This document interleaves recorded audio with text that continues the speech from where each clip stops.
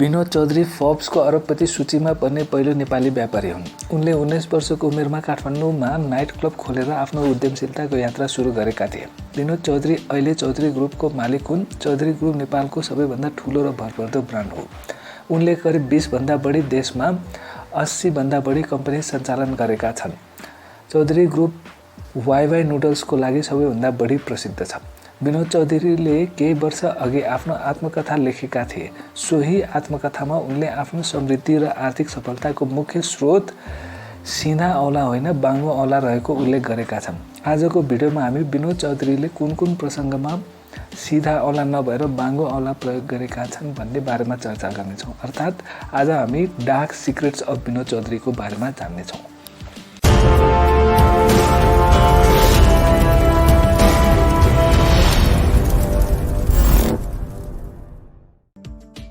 Pandora पेपर्समा नेपालको सबैभन्दा धनी व्यक्ति इन्टरनेसनल कन्सोर्टियम अफ इन्भेस्टिगेटिभ जर्नलिजमले विश्वव्यापी रूपमा अनुसन्धान गरेको थियो।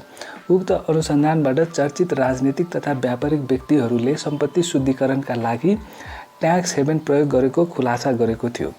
पछिल्लो विवरणमा नेपालका धनी व्यक्तिका साथै देशका अन्य प्रतिष्ठित नेता र व्यापारीको नाम पनि परेको छ। लिक भएको पेन्डोरा पेपर्समा प्रमुख नाम विनोद चौधरीको रहेको छ। पेन्डोरा पेपर्सले उनको श्रीमती र 3 छोरा निर्वाण, वरुण र राहुलको नाममा ब्रिटिस भर्जिन आइल्यान्डमा कम्पनीहरू रहेको खुलासा गरेको छ।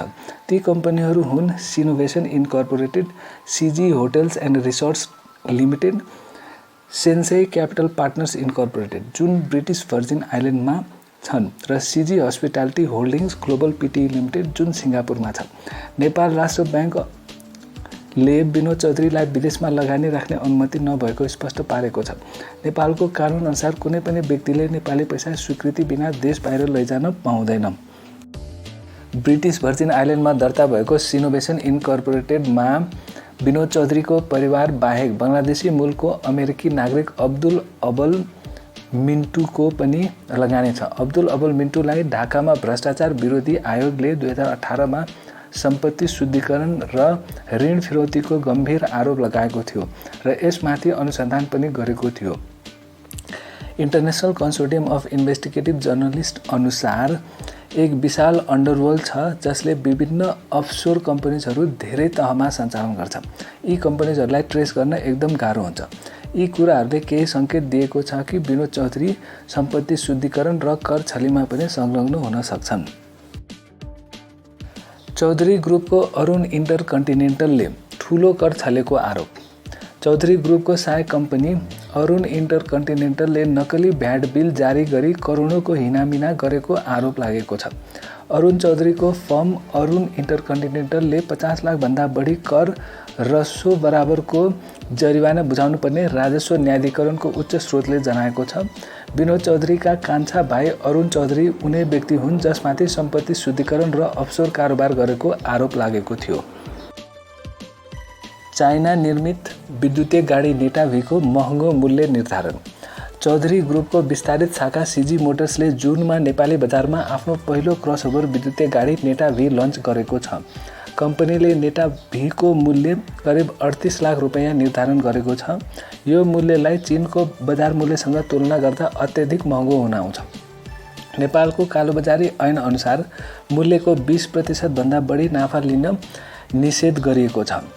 यहाँ पनि सिजीले नियम मिचेको छ र सिजीलाई कारबाहीको दायरामा ल्याउन सरकार असफल भएको छ।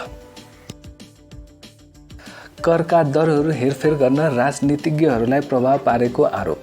सरकारलाई आर्थिक वर्ष 2079-80 का लागि बजेट ल्याउने क्रममा अर्थ मन्त्रालयमा अनधिकृत व्यक्ति प्रवेश गराई करका दरहरू हेरफेर गरी निश्चित घरानाका व्यक्तिलाई फाइदा पुर्याएको र सीसीटीभी फुटेज डिलिट गरेको गम्भीर आरोप लागेको थियो। यस्ता निश्चित घरानाका धेरै व्यक्तिहरूमध्ये एक हुन् विनोद चौधरी। विनोद चौधरी केही समय अघि नै एमाले छाडेर काङ्ग्रेस प्रवेश गरेका हुन्। विनोद चौधरीको सबैभन्दा महत्त्वाकांक्षी प्रोजेक्ट नेटा भी र सबैभन्दा चर्चित ब्रान्ड वाइवाईको लागि करको दरमा हेरफेर गरिएको मानिन्छ। विनोद चौधरी विरुद्ध सर्वोच्चमा मुद्दा। 10 वर्ष पार्टीको सक्रिय सदस्य भएपछि मात्र केन्द्रीय सदस्य बन्न सक्ने काङ्ग्रेसको संवैधानिक व्यवस्था छ। चौधरीले 2074 सालमा मात्रै नेपाली काङ्ग्रेसमा प्रवेश गरेकाले उम्मेदवार बन्न अयोग्य रहेको सुभाष चन्द्र यादवले दावी गरेका छन्।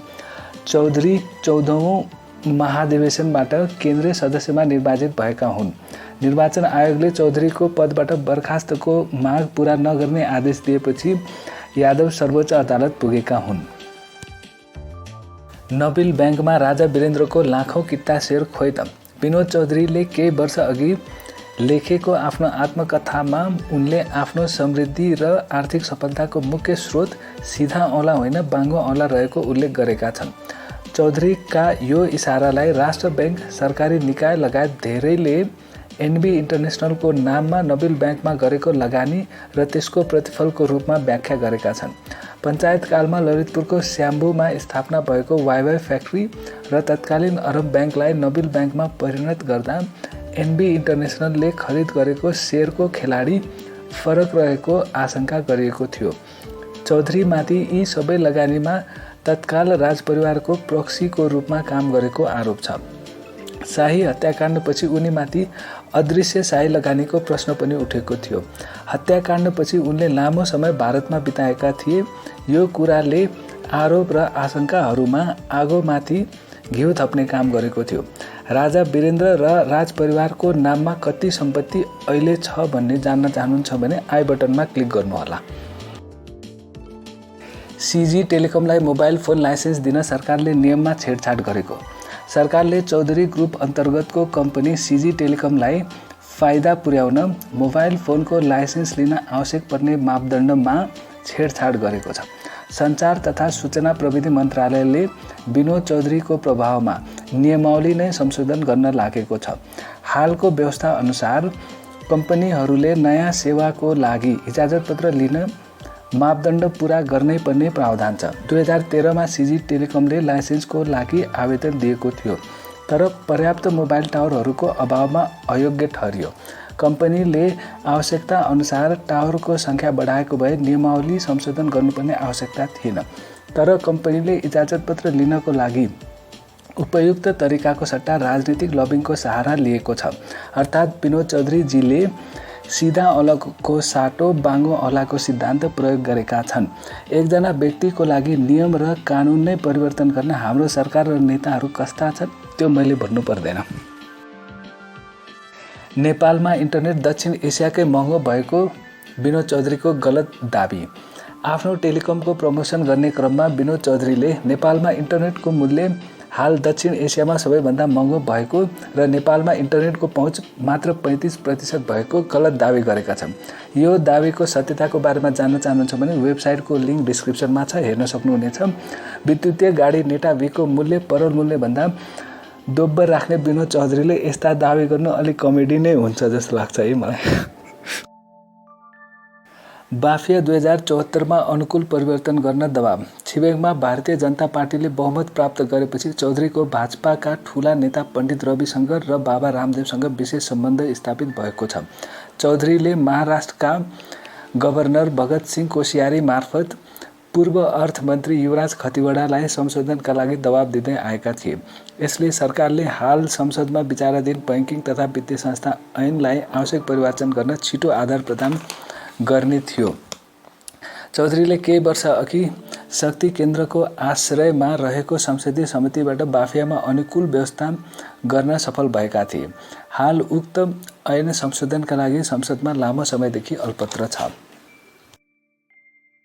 सरकारी कोष दुरुपयोग गरेको आरोप। अरबपति व्यवसायी विनोद चौधरीको स्वामित्वमा रहेको सीजी टेलिकमले ग्रामीण दूरसञ्चार पूर्वाधार विकासका लागि करिब 12 मिलियन अमेरिकी डलरको सहायता पाएको थियो। सरकारले दूरसञ्चार पूर्वाधार विकासको लागि दिएको अनुदानमा भएको खर्च र गतिविधिको विवरण माग गरेको थियो। सोही विवरण सरकारलाई उपलब्ध गराउन सीजी टेलिकम असफल भएको थियो। हस्, भिडियो हेरिदिनु भएकोमा धन्यवाद। नमस्कार। अब अर्को भिडियोमा भेटौँला।